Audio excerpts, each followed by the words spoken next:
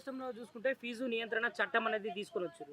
మరి తెలంగాణ రాష్ట్రంలో ఫీజు నియంత్రణ చట్టం తీసుకురాకపోగా ప్రైవేట్ స్కూళ్ళ పేరు మీద ఫీజులు ఎందుకు ఎక్కువ తీసుకుంటున్నారు?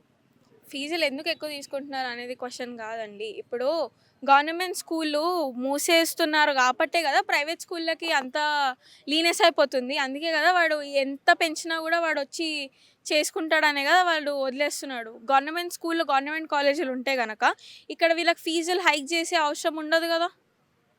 ఎందుకు బంద్ చేస్తున్నారు? అసలు బంద్ చేయాల్సిన అవసరం ఏముంది? ఒకవేళ గవర్నమెంట్ స్కూల్‌లో బంద్ చేయకపోతే మాలాంటి పిల్లలు కూడా ఎళ్లి చదువుకుంటారు గదా! ఇప్పుడు గవర్నమెంట్ స్కూల్‌లో బంద్ చేస్తున్నందుకే గదా మేము ప్రైవేట్ స్కూల్‌లోకెళ్ళాల్సొస్తుంది. వాడు అదే లీనియన్స్ ఎంచుకొని 1,00,000, 2,00,000 అని అంటున్నాడు. పోనీ ఎడ్యుకేషన్ రైట్ గురించి కొట్లాడింది 3 రాష్ట్రాలు.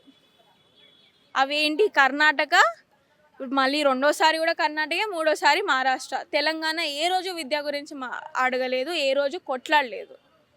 ఆఖరికి సుప్రీం కోర్టులో జడ్జిలు కూడా అన్నారు ఫీజ్ హైకులు ఓన్లీ 10% పెంచాలి పర్ ఇయర్ అని చెప్పి. మీరు ఎంత పెంచుతున్నారు? 70% పెంచుతున్నారు. ఆన్ రికార్డ్స్ ఉంది ఇది. ఆన్ రికార్డ్స్ ఉంది 70% పెంచుతున్నారు. ఇది ఏ లీనెస్తో పెంచుతున్నారు మీరు? ఏముందని పెంచుతున్నారు మీరు? నర్సరీ పిల్లోడికి 1,00,000 రూపాయలు ఏం నేర్పిస్తున్నారండి? నాకు కూడా చెప్పండి కొంచెం.